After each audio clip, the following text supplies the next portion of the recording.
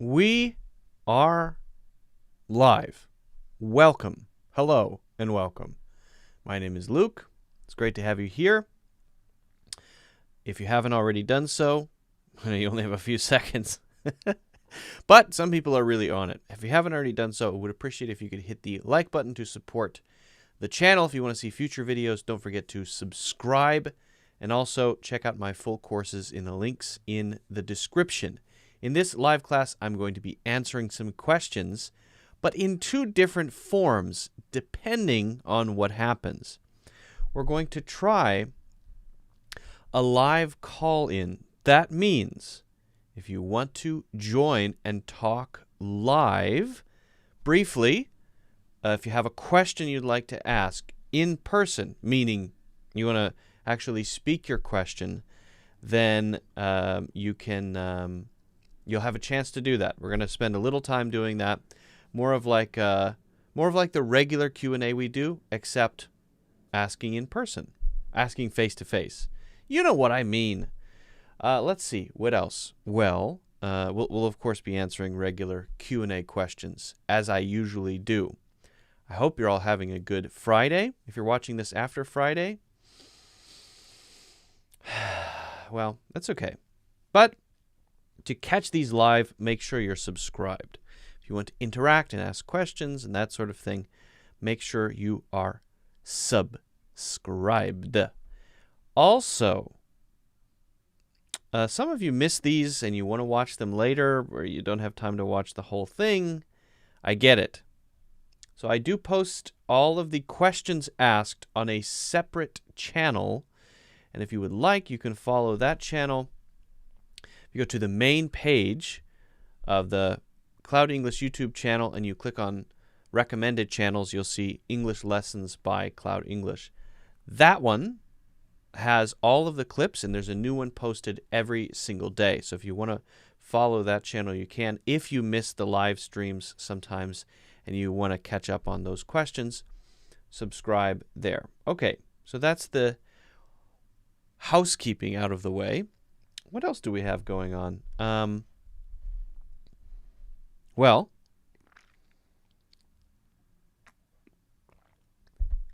anything happening in the news? COVID vaccine. People are taking that. I haven't taken it yet. Anything else? No, I think that's it. That's all. No more. Thanks, Karina. Karina's here. Hello, and Shaheen is here from Bangladesh. Very good, very good.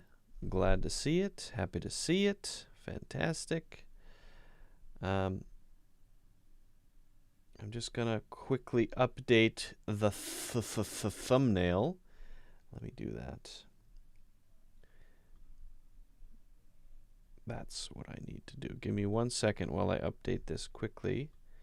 And then we can really get started. So get your questions ready. If I didn't answer your question last time, maybe ask your question. All of that. All of those things. All of that stuff. I'm also making a list of apps and websites to review. And so if you want to add anything to my list, just let me know, and I will add it as something to check out, to do a review for. Uncle Ben is here. Greetings, Uncle Ben. Good to see you. Good to see you. Good to see you. Karina says, nice haircut. Thank you, Karina. I appreciate that. I did get a haircut recently. This is, maybe you can tell, I didn't cut this one by myself. Sometimes I cut my hair by myself. This one was done by a professional barber. So you can probably tell, right? I would imagine so. How's everybody doing? What's going on with you? Share something about your upcoming weekend or the week that has just finished. Tell me something interesting. Tell me something interesting. I think I've got it saved now. I think we're good to go. Yes. Okay, let me just quickly paste it into the WhatsApp. I know I have several things to do. Housekeeping. I really need an assistant. Kathy.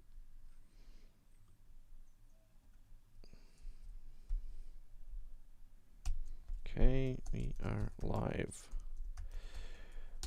Thanks, Karina. That means a lot. I appreciate it. Very nice of you to say. Very nice. Very nice. Okay. So let me explain what I want to attempt to do today. And there are times when we try things and they don't work out, but I think that's okay. I think that's interesting. So let me explain what I'd like to attempt today, all right? In addition to our regular Q&A, if you would like feedback on one thing, so one point of feedback, not like we're not going to do like a whole lesson for 20 minutes because I want to have several people on, right? If you want feedback on one thing related to your English, call in. If you want to ask a question directly, you want to tell your question to me, and you want to be on the stream next to me, I'm going to provide a link, and I'm going to be watching the chat. So if you want to do that, just type me, but you have to have your question ready or the thing you want feedback on already, because I want to just do quick questions and quick feedback and then have somebody else hop on if they're interested, because, well, that's what I want to try today. Okay? So not planning to do like long conversations, just quick questions. So prepare your questions. If you want to be on stream and ask or get feedback on something, I will send you a link to join. Make sure you have Google Chrome. Okay? Google Chrome. And then you can join and ask your questions. Okay? And you can also ask questions as you usually do in text, like this one from Shaheen. I've answered this one quite a few times, though, so I don't know if there's another way. Yeah, I've answered this one so many times, Shaheen. I'm afraid that people who have been watching these often will see my answer and say, oh, that question again. So what I would recommend is going to the other channel, and there are quite a few clips that cover that question or variations of that question on that channel. And I can pop it into the chat if you just give me 1 second. I will open it up.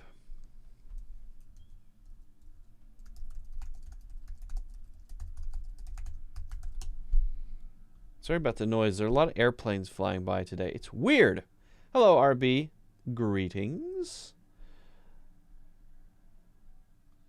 Okay, here we go. All right, I'm going to paste the link into the chat. And for questions like that, the ones that I have answered many, many times, I would recommend just going to those videos. There's so many clips from live streams. So, yeah. RB, hello, hello, hello, hello, hello.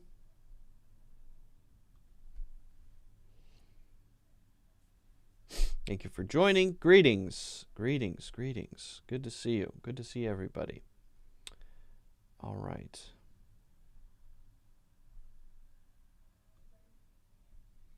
Hello, Abdul Moeen. Abdul Moeen. M, studying arts. Emma or M? M? E-M-M-E? How do you say that? I'm good. Very well. Thank you. Thank you, thank you, thank you. Nice to see you, Aleda. Aleda's here. Very good. Now we have some people joining. Excellent. Patrick is here. Hello. Let me just repeat what I said earlier. If you want to hop on camera with me and ask a question or get some feedback from me, like English feedback, you have to be willing to be on camera. You have to have Google Chrome. I will send you a link, but you just type me in the chat, or you could type I have a video question, or you could type I want feedback, something like that, and you can hop on and I'll answer your question. Okay. Omoa says that's a nice background right back there. That's really cool. Thank you. Well, thank you for saying thank you. I'm sure you guys can tell, right? But the dirty secret is that, well, I don't think it's a secret. You can probably tell. This is not a real background. I think you probably know that already. You want me to prove it? I'll prove it. Let me prove it.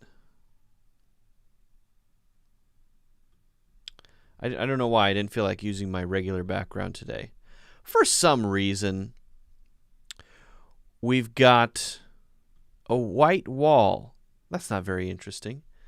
It's just very, very boring, right? Got a white wall. Not so good.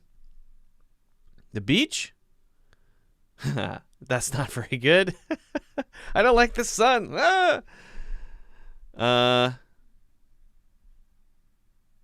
This one? This one's pretty friendly. But you've got to make it blurry, right? So it's more realistic. So it's more realistic when you make it blurry in the background. It creates some distance. Then if it's very clear, then, oh, that's very obviously green screen. But that looks a little bit more realistic, at least, right? That's better. Palm trees. Why would I be? How would I have to be sitting so that the camera would have to be down or something? That one doesn't quite work. The palm trees don't work. Going back to my home office. Don't tell anybody.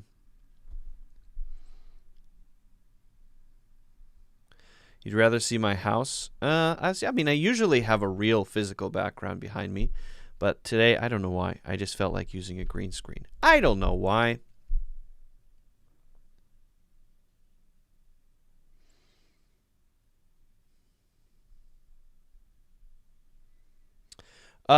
Yeah, Shaheen, if you want to ask me a question or actually speak on camera, you will join me. You have to have Google Chrome, though, and just say, I have a question I want to ask on camera, or and then I can give you a link. I'll send you a link. Okay. Patrick says, I'm Brazilian and I just saw a class from you. It was a pleasure to get to know your channel. Thanks, Patrick. I appreciate that. Much appreciated. Awesome. Love it. Okay, we do have a question here. Sooner or later from Vissel. Better or worse? Lead back and forth. Sir, can you explain the words and the examples? Okay. All right. Excuse me. Water. Can't beat it.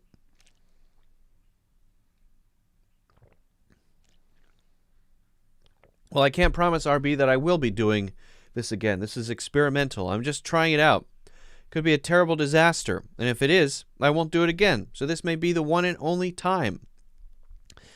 Sometimes you got to know when to grab the opportunities. Vissel's question.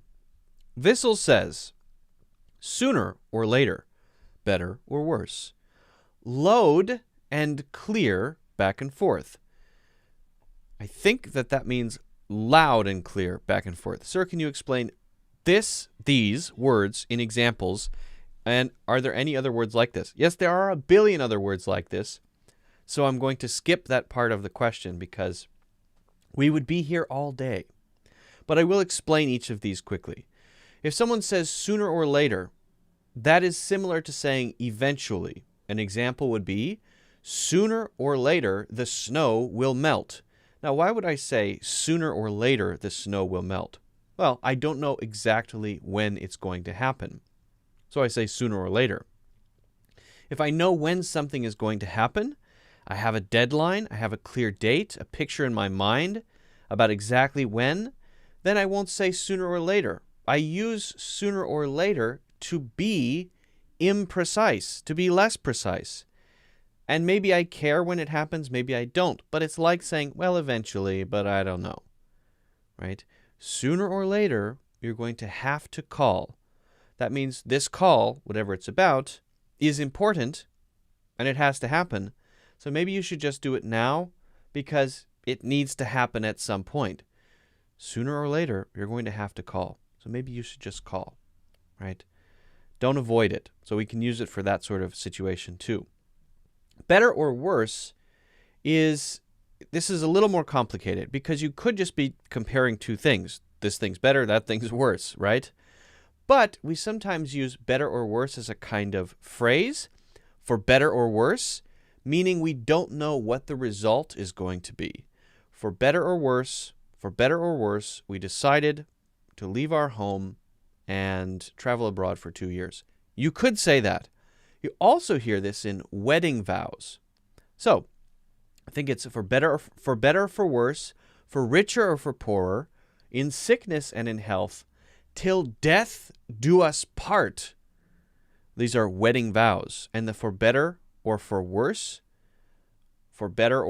it's close enough, right? It means we're going to go through difficult times and good times together as a husband and wife, and we promise each other that whether it's a good time or a bad time, we're going to stay together, right? So it's about things being good or bad, and we don't know which one it's going to be, but we will remain or stay or stand strong in those situations. Loud and clear is often a response when you understand something, especially when you want to make sure the other person knows you understand it and there's no misunderstanding, or you kind of want them to stop talking about it because you get it and they keep repeating themselves and you're starting to feel, okay, listen, I know what you're saying. You don't need to keep expressing it and keep saying it in different ways. Okay, so someone is trying to explain something to me in great detail, and I say, okay, got it. And they keep talking, so yeah, I understand. And then they keep saying it, and I say, okay, loud and clear. That's sort of a suggestion to them to stop talking because I understand, and I'm starting to feel annoyed. But it can also be used simply to say, I understand that, and I want you to know that I understand. Your boss tells you to do something, you say, got it, loud and clear. I totally understand it, and maybe that's because you made a mistake or you did something wrong, and you want to make sure that your boss knows that you know not to do that wrong thing anymore. You now know the right way to do it. Okay? So you're emphasizing it. And then finally, back and forth. This could be about decisions to go this way or that way. I'm going back and forth on whether we should sell the house. Back and forth on whether or not we should sell the house. I almost said horse. Sell the horse. Well, of course, we should sell the horse. Get rid of the horse. Make horse burgers with the horse. No, that's not nice. Or sell the house and buy a horse. Sell the house and buy a horse. Sell the house and buy 10 horses. So going back and forth is like a can't decide. One day I think it's this. The other day I think it's that. And I'm not sure which one I should choose, okay? But it could be physical, because you can go over there and then come back over here, in which case you go back and forth. So for having a conversation, we could say we went back and forth expressing our views. Back and forth. Me, you, my turn, your turn. Me, you, my turn, your turn. Or I physically walked into the other room, and then I came back into this room because I needed to get some ingredients for food that I'm preparing. So I go back and forth. We're playing ping pong. Well, my pops are not very good today. That's better.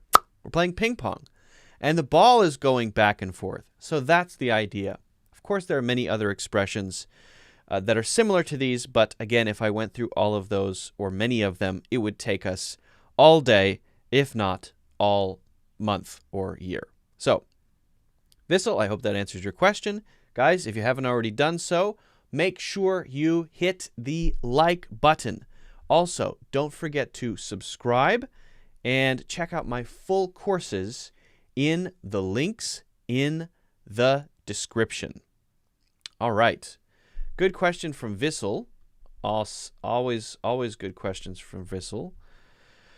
Thank you so much.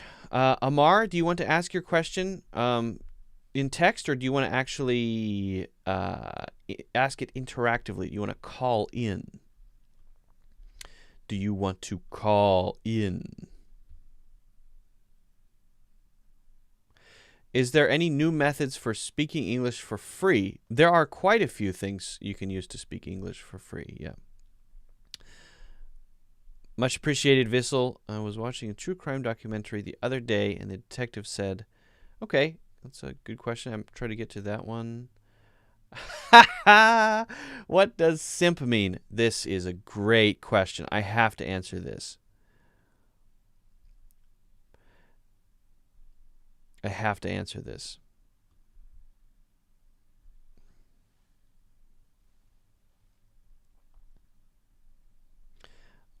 I was wondering if people would be a little shy to call in. If you're not shy, then call in.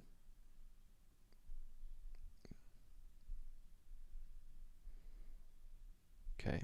I'm tempted to just put the link in and see what happens. All right.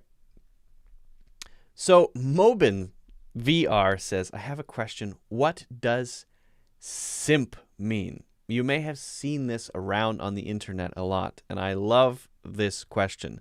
Now, it's important to understand something about language before I answer this. New words, they kind of just come out, right? They just happen. And it's not always clear where they come from. And sometimes they get really popular and they become regular words and they get added to the dictionary. I don't think simp has been added to the dictionary, but if it stays for a long time, it will be eventually. It will be. New words are added to the dictionary not because dictionary people sit around thinking, okay, let's come up with some new words. No, dictionary people are talking about the words that are kind of out there and deciding which ones are relevant enough to be added. This is how language changes. So with a word like simp, you're seeing language change in real time. It's happening in front of your eyes. Now, that doesn't mean that every single new word that comes out lasts long. Sometimes it gets really popular and then it dies very quickly. It fades away very quickly. I think YOLO to me sounds like one of those words that I don't hear people saying it often anymore. People were saying it a lot for a year or two, and I just don't really hear it that much. Maybe it's still kind of relevant. I don't know. But there are words that get popular and then they just fade away. I think it remains to be seen about simp. Well, what does simp mean? So it's a little bit difficult to explain, but a simp is usually related to an online personality. And that is typically a girl. People have started using it for other things, but that is typically a girl. So let's say a gamer girl, a girl who plays games on Twitch, okay, who's maybe very cute, and she has a lot of male fans who watch her play video games because they like her, because she's very cute, maybe very funny, and they don't really get much from her, but she might get a lot from them, which would be maybe donations. On Twitch, if you watch a lot of streaming, people give donations, right? It happens on YouTube too. You can give donations on YouTube. They're called super chats. If you want to make sure your question is answered, that's how you do it. Yeah, so the relationship is not totally balanced, right? So often those guys, and I'm not making any judgment about it, but those guys are called simps because they're kind of in a helpless position, but fans of this person, willing to give this person their money and sacrifice their own interest, and they get nothing in return. Like if you take a girl out on a date, and the girl and the guy, they like each other, each person is giving something of themselves, right? And it's mutual in a way. But for the simp relationship, it's not very mutual. It's kind of a one-way thing. So that's the general idea, but I've seen it starting to be used in different ways.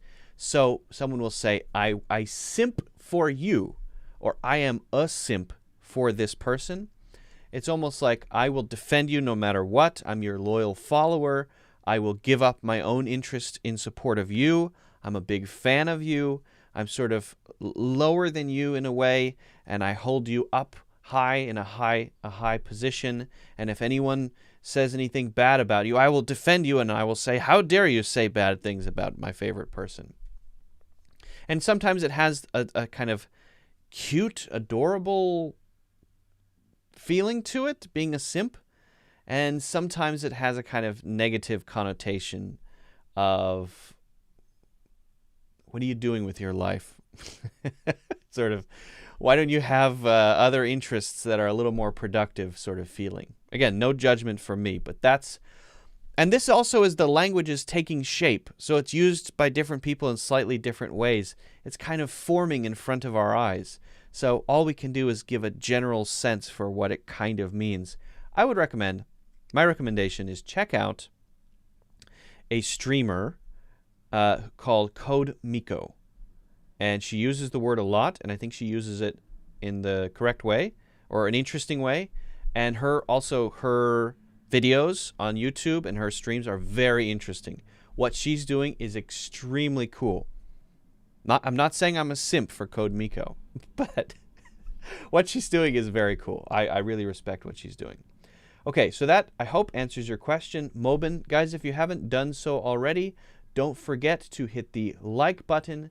Don't forget to subscribe, of course, and check out my full courses in the links in the description. All right, thanks, Mobin. Good one, good one. Great question. An interesting question from Mobin. Simp, yes. I don't think I have any simps, sadly. Maybe that's not sad. Maybe that's good.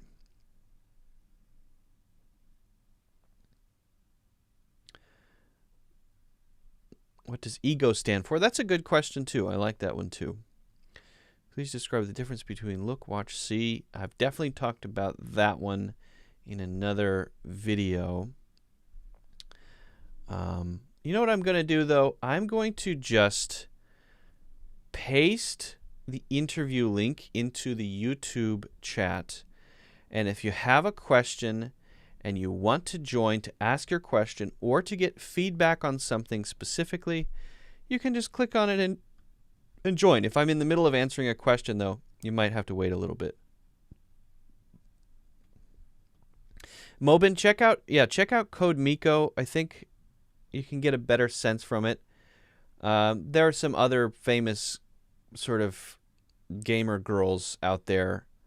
I'm trying to think of their names. So Code Miko is the one I think is pretty cool, mostly because she's doing a VTuber thing where she's all digital, and it's crazy how technically amazing, technically just shockingly advanced. It's crazy. But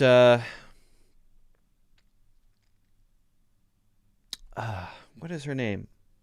Sweet Anita. Yes, Sweet Anita. It's the girl who she's known for having Tourette's syndrome, so she'll shout out offensive things in the stream, and that's kind of her thing. But she also, I think, plays games, and I've heard her use that quite a bit as well. Yeah. Okay, so I'm just going to post this, and if I don't answer right away and you want to join, again, purpose, you have a question or you want feedback on something, okay? There it is. Let me answer this question from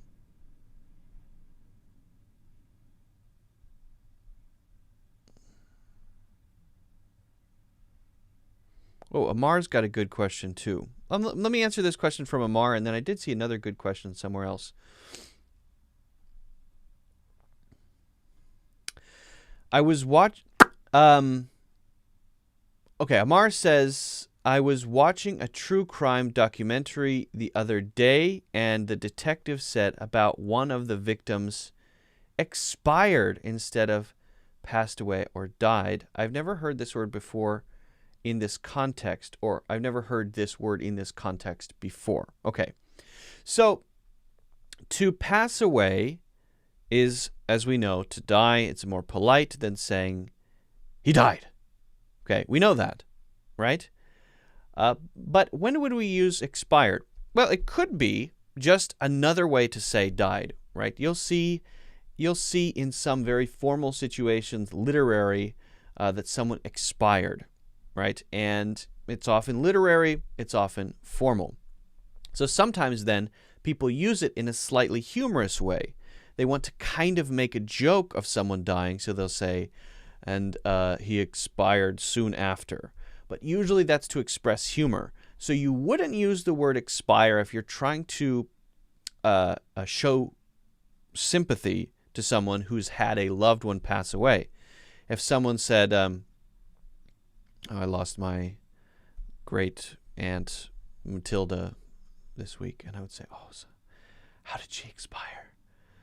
That would not be okay. That would be bad. Don't do that. Because it usually expired is to make light of it. Even though it is often literary, it's still kind of to make light of it. Not exactly to make a joke of it, but it's not so serious. You're telling a story and someone in a humorous way falls off a roof and then they expire immediately after. Right, that's a tragic thing, of course, but in the right situation, death in stories is occasionally used for humor, right? So that's typically how it's used. Now, I'm guessing in this true crime documentary, it's used in that way. Sometimes you'll see it used when you want to stand way back from the victim. So far back that all you're doing is describing time and place of death. And she expired on June 23rd at 6:28 p.m. That's like saying time of death, because when someone dies in the hospital, the doctor has to say time of death 8:61. I mean 8:51. 61. There is no 61. What am I saying? Time of death 8:51 p.m. Or 8:51 and 16 seconds. Or something like that. I don't even know the formal structure of it, but they say time of death. When someone is describing that, especially in writing, or maybe in a really distant situation. Distant meaning I have no relationship to the person who died. I'm not trying to show sympathy. I'm just trying to say what happened because we have some work to do, some work to take care of. So she expired on Tuesday evening. So I'm so far away from it. It's almost like I'm not talking about a person who died. It's just an event in time, in a way, because I'm an investigator or something like that. So I hope that answers your question. That's usually how we use it, Amar. It is a good question. I appreciate it. Again, guys, if you haven't already done so, don't forget to hit the like button. Don't forget to subscribe so that you can see future videos and check out my full courses on sale in the links in the description. It is now, yes, 2:45:61. What an idiot I am. What is wrong with me? What is wrong with me? My God. 8:61. This might be my lowest. That's my lowest moment in my life. Thank goodness. Thank goodness it's on display for all to see. Whatever. Okay, someone says, can you explain Bob's your uncle? I think a British person would be better to explain what Bob's your uncle means. But as I understand it, Bob's your uncle is something like, and then, or it might mean nothing, possibly. It's like a simple thing, la la la, it's finished. And what do you know? It almost means nothing. As I understand it, very close to nothing. But we'd have to ask someone else to be sure. Amar is very forgiving. Amar says, we all have brain farts. Yes. I had a brain aneurysm. I saw a question that I really like. Well, no one's taking the bait on the call-in. I'll post it in one more time. Again, you guys click on the link. If you have Google Chrome, you can call in and ask a question directly or ask for feedback, but you will be on stream, just so you know. Brave souls only. The timid need not try, or timid should try. If you're timid and you want to get over it, what better way? Oh, ego. The ego question is the one I thought was a good one. I like the question. Yeah. Let me answer the ego question.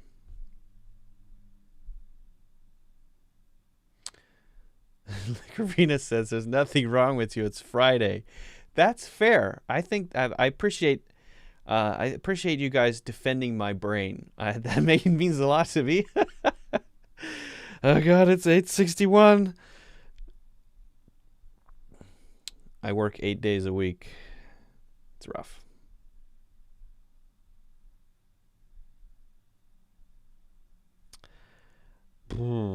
Where's that question? I want to put it on screen. I have to find it.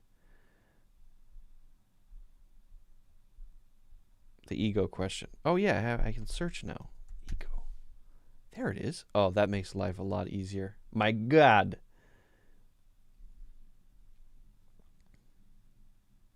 That's a good one. So, 75 says, "Hi, Mr. Luke. How's it going?" It's going very well, thank you. What does ego stand for? Okay, so ego. There are two common ways that we use ego in the English language. Let's not say what it stands for. Let's just say how we use the word ego, okay? Perhaps the most common that people use is ego to mean being a little bit too self-confident to the point of arrogance, right? You're doing that only for ego, or that's your ego talking. I want others to recognize me and tell me I'm great and think that I'm wonderful and be impressed by me. Why? Because I'm trying to satisfy my ego. So we say things like, that's your ego talking, or to stroke someone's ego, right? When I want something from my boss, I always remember that first you have to stroke his or her ego. I know that sounds a little weird, but we say that.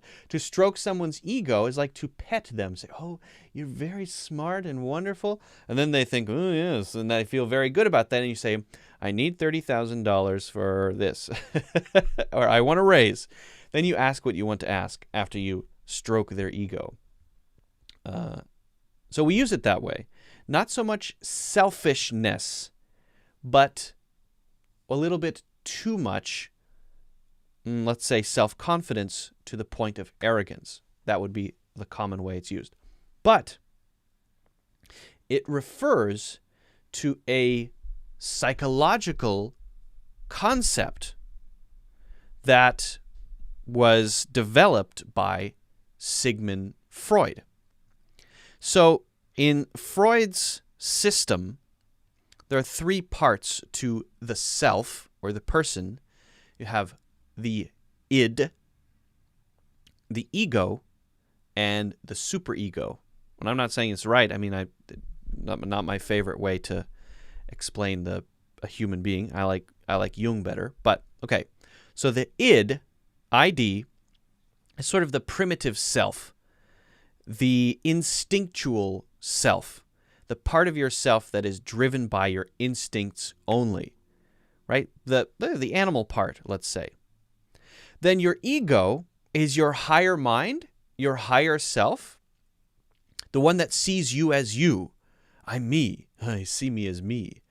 You identify yourself as an individual person in the world, and you create an image about what you are that makes you you.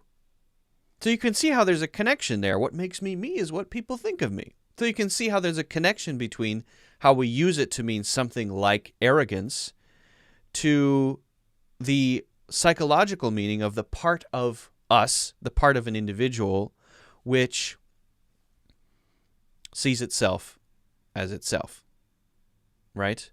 Which is sitting on top of the id in a way. Then there's the superego. And the superego is all of the cultural norms, morality, and ethics that sit within us, but they come from the culture. They're like placed in there. So when you feel guilty for doing something, why do you think that? Well, that's related to the superego. Your superego is what gives you your ideas about what right and wrong mean. Right? What is right and what is wrong. These are kind of implanted in you, in a way, by your culture. So what you think is right and wrong is shaped by your environment And it might be different from what I think is right and wrong, which may be shaped by my environment. So that's the general idea. But to be clear, an ego isn't necessarily selfish. It can be. So it can be associated with selfishness. But really, it's more about the I, the me. When we talk about ego, that's the I part of myself, right? The id part is the part that I share with all others, the more animal part that I share in common with other human beings. The ego is the thing that makes me unique and special and different, and it is maybe my consciousness, and it is how I define myself separate from others. That's my ego. So I hope that makes sense. I think there's a better way. If you're interested, Jung's idea, much more interesting, in my opinion, just my opinion. But I think that answers the question. I hope it answers the question. If you haven't already, guys, don't forget to hit the like button. Don't forget to subscribe and check out my full courses. Those are on sale, by the way, in the links in the description. All right.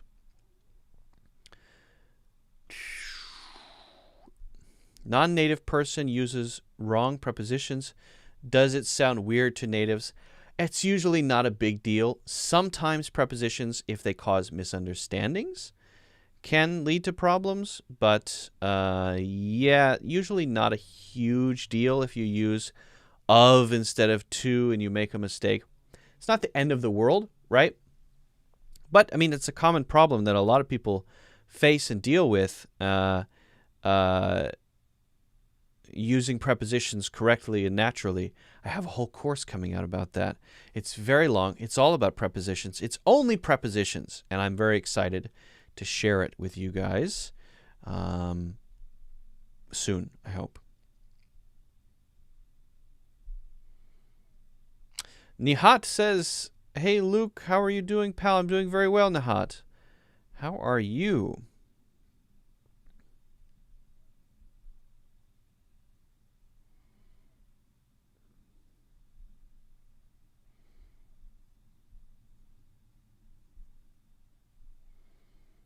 Okay. How can I define my English level? That's a tough question. YouTube. Wow, YouTube is here. Wonderful. Maybe you can be a little bit more specific. Amar has a huge ego. That's awesome. You should be proud of yourself.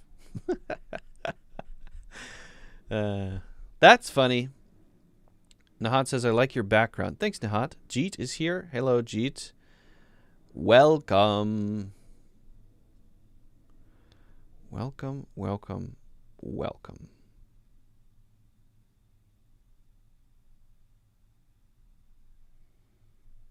Okay. Again, guys, if you have questions you want to ask in person or get feedback from me about something, just click on the link. Please let me know when that course comes out. I need it. Speaking of courses, Karina, I am currently filming the course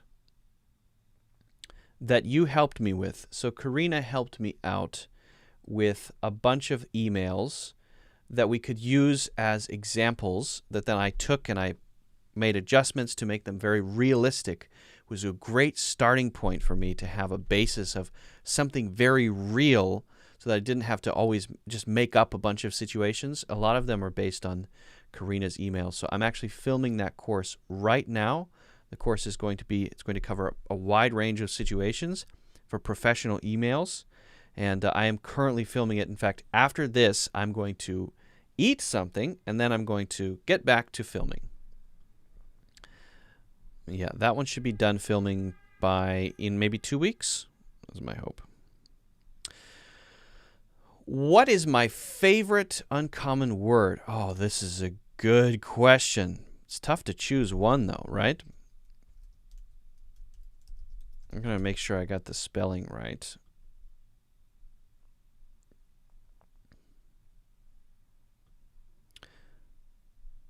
Yeah, I am right. Now, just because I recommend this doesn't mean you should actually use it. So Amar says, Let me read that again. Amar says, what's your favorite uncommon word, Luke? I think let me choose two. Is that okay? I like bailiwick and pusillanimous. So pusillanimous, spelled Pusillanimous,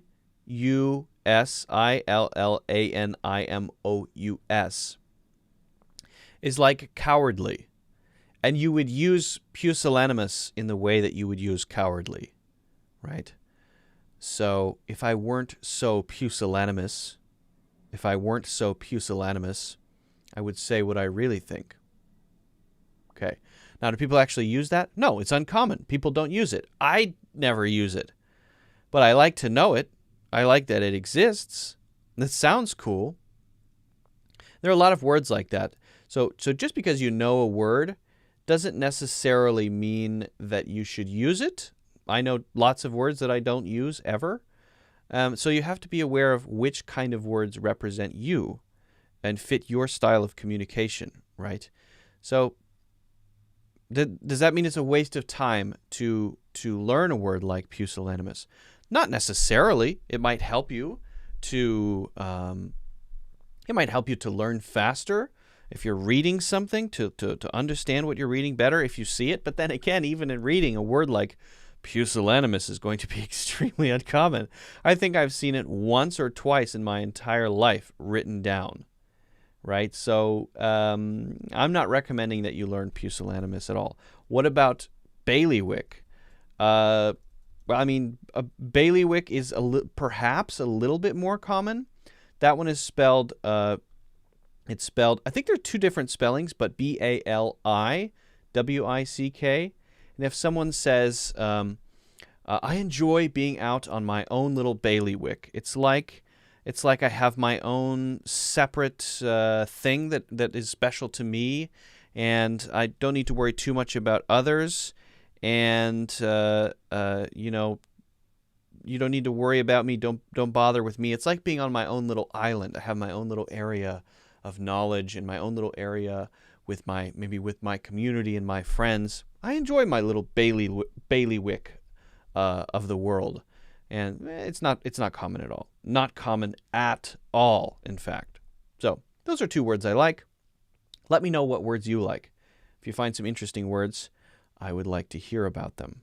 If you guys haven't already, don't forget to hit the like button. Don't forget to subscribe so that you can see future videos, and check out my full courses in the links in the description. Great. I learned the word thingamajig. Ooh, that's a good one. That's a good one, Aleda. That's a great one. Now, the question is thingamajig in the dictionary? I would imagine so.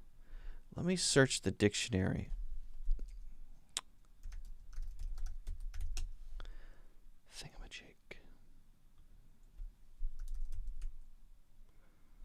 Thingamajig, thingamabob. Yep, it is. Thingamajig, thingamabob. And I've heard also a whatchamacallit. There's a candy bar.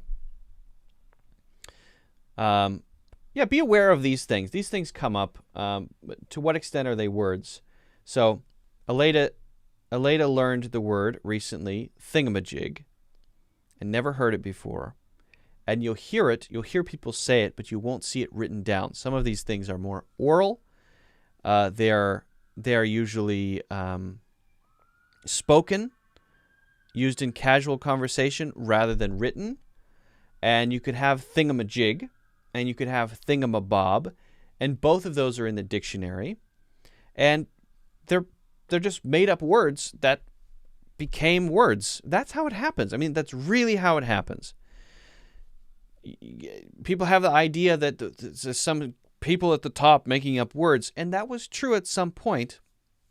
The authors of the Old Testament, the authors of the King James Version of the Bible, they were coming up with a lot of words and phrases that then came out into popular use.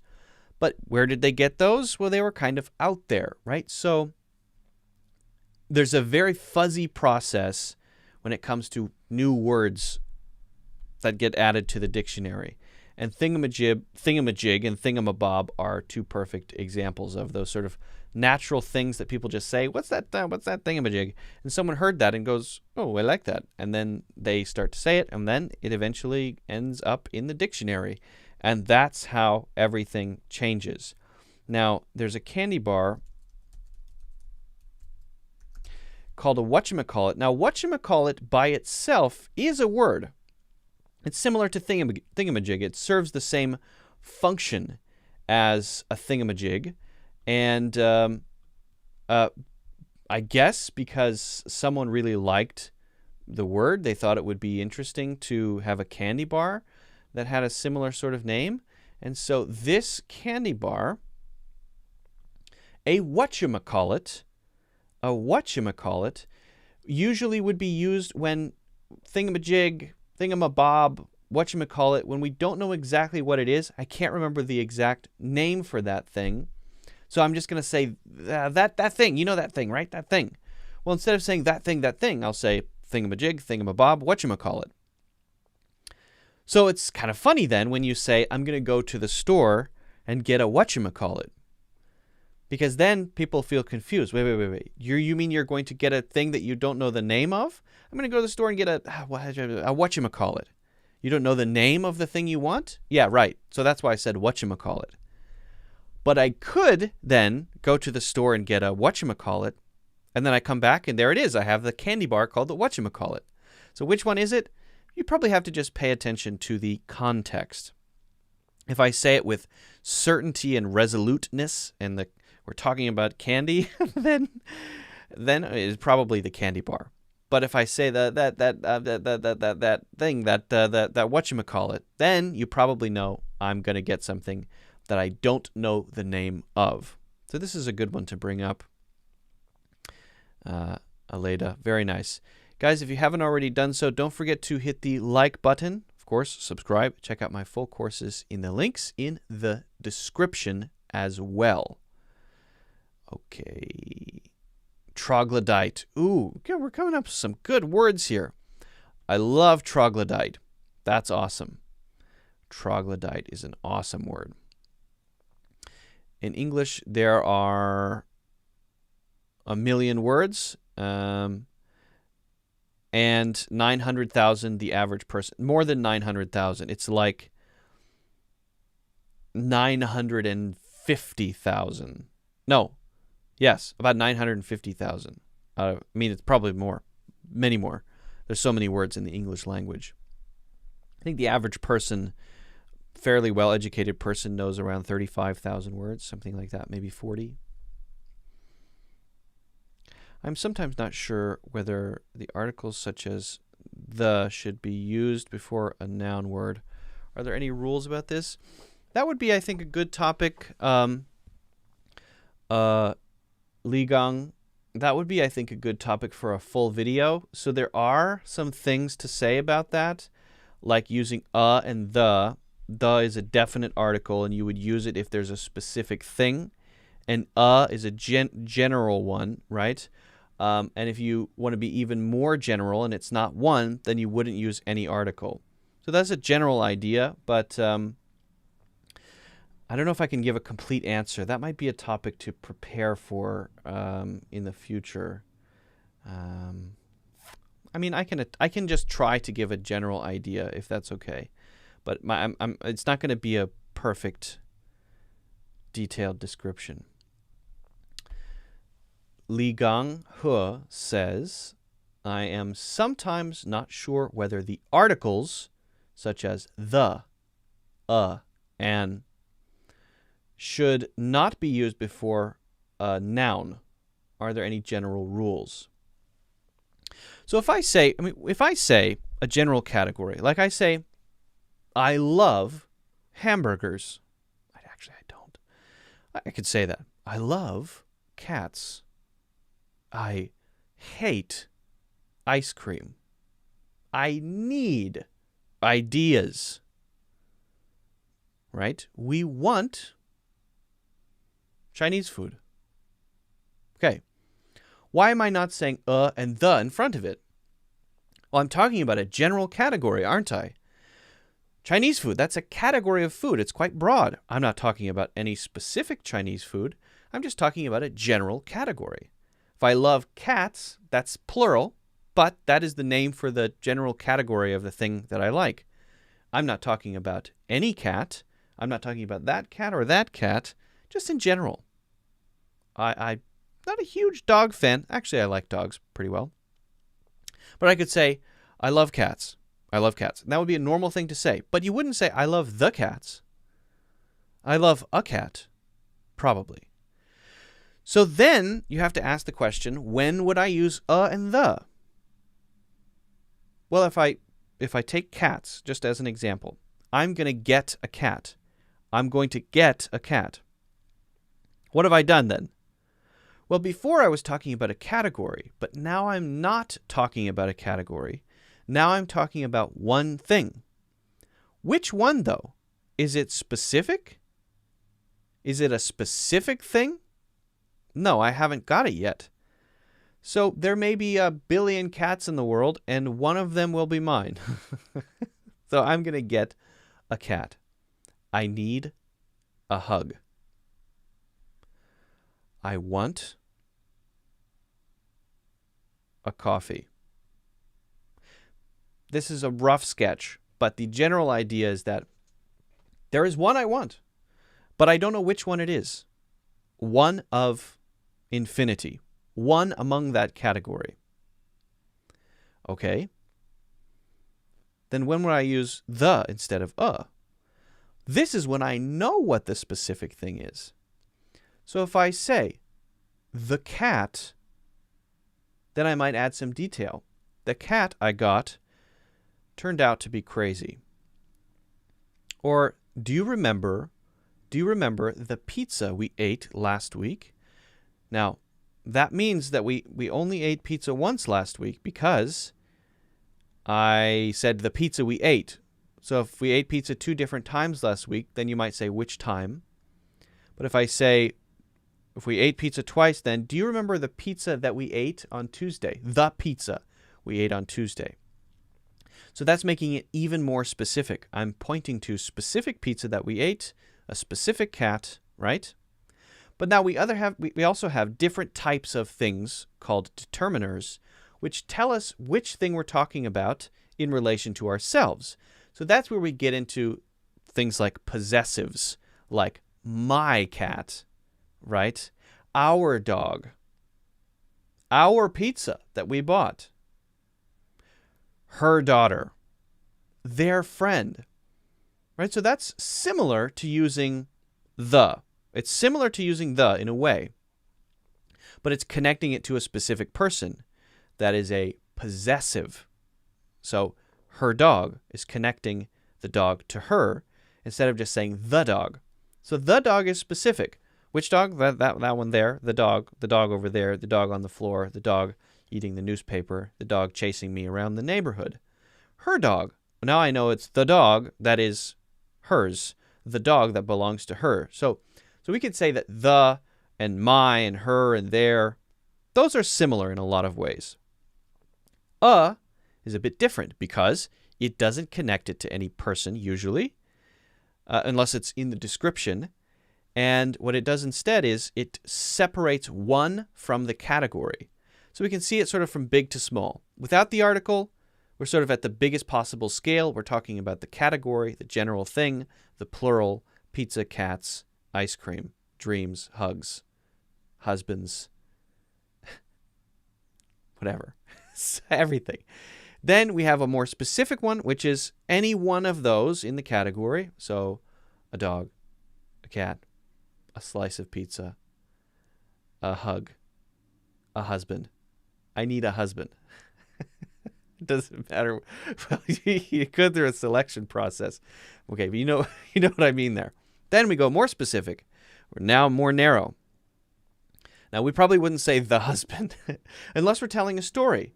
The husband the husband that, and then we give more details about the husband, that would be okay. But usually, because it's a husband, we're connecting it to individuals. Her husband, right, or something like that. But it would probably be Jane's husband, someone's husband. So it depends on what it is, right? But for those, the his, the her, those are making it more specific again. So that's the general idea. I hope that gives you a general sense for these.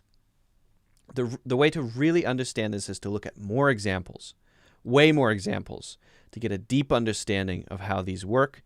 But I hope that gives you a pretty good overall picture.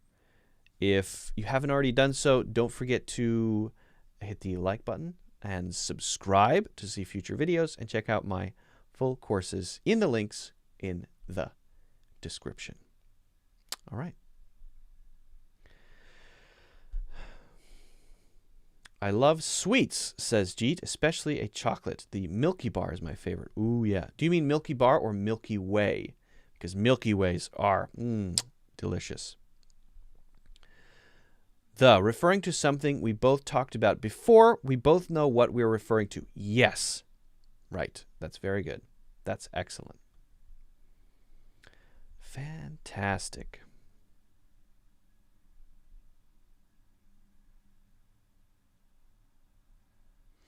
Oh my goodness. I had to translate a document for a friend the other day, and the darn thing was about some chemistry. I had to learn a lot, and I hate learning like this. Oh my, I feel sorry for you. Sounds like hard work. If someone asked me to do that, I would say no. That's what I do. I mean, I just don't have time. People, and through no fault of their own, I don't want to blame anybody for anything, right? But I get probably a lot, 10 requests per day from people who want me to correct something they've written or say, please edit this for me. If you want me to do this well, it's going to take me like an hour and a half. Let's do the math. If 10 people ask me to do something for an hour and a half, if I'm spending 10 hours a day doing one thing for one person when I have 2 businesses to run and tons of other, billions of other things I have to do. So it's not a personal thing. I've just made it a policy to just not, I just say, no, I can't do it. So you got to learn how to say no, because you have to know what is the right thing to do with your time. And that it's not personal. People will understand, right? If someone says, please do this for me, and you say, no, I can't. Most people will say, okay, and it's fine, and they get it. And it's not like, I don't like you, so I'm not going to help you. It's like, I just, no, I can't, because I have other things to do, other things I have to do, other responsibilities. So I think it's very good to learn. Everyone needs to learn how to say no. The people who I know who can't say no, I feel sorry for them. Their lives are very difficult because they're always doing things for other people, and they never focus on what might be more impactful, and they're being pulled around constantly. And it's great to do things for other people, of course, but I think it's very important to know how to say no. I was actually talking with my mother about this recently. She was always the type of person who struggled to say no for most of her life, and she felt like other people were always walking on her in a way. But then as she grew a little older, she learned how to say no, and she said, I wish I had learned this earlier. Sometimes I need to know when to just say I can't do that.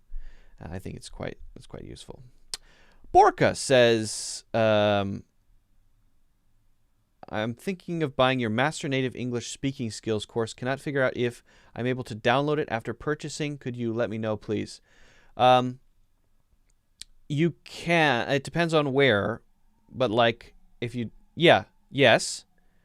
But locally, like not download it separately on your computer in a folder. No, that's not allowed, for obvious reasons, right? But downloading it locally so that you can view it offline within the app, like let's say it's on Udemy, for example, then you can do that, absolutely. Yes. Amar said, I said no, but he kept nagging me for days. Okay. Interesting. All right. So no call-ins. So I guess what my takeaway from this is we got some great questions today, and I really appreciate the great questions, but people are not into the calling in thing. You guys don't like it. You don't want to be on camera, which is okay. It's totally fine. Now I know. I thought it would be an interesting idea for people if they wanted to hop on and talk to me for a couple minutes and ask a question or get some feedback, but people are not into it, which is cool, and that's great feedback. That's good feedback. Uncle Ben says, thank you so much for your English class. And so what I can do is shout out and share your channel more. Much appreciated. Thank you, Uncle Ben. I appreciate the support. All right. Thanks, Luke. Hey, you're welcome, and thank you for joining, and thank you for the awesome questions. I appreciate good questions. Good questions are so fun because it's a challenge to answer them, and I like it a lot. I get it. Hey, if someone had a live stream and it was in Chinese and I had to speak on camera, no, I wouldn't do it. I would be scared. So I get it. Hamar says, I'll call in on another date. Can't do it today. All right, we'll see how it goes. I'm so hungry. It's 3 p.m. I haven't eaten a single thing today, and I'm so hungry. So I'm going to go eat. And again, I hope you guys have a great weekend. And I hope you have some fun. And take care. And I'll see you guys next week. All right? Bye, everybody. Have fun. Have a good one. See ya. See ya. See ya. See ya. Can I reveal my secret? Watch this.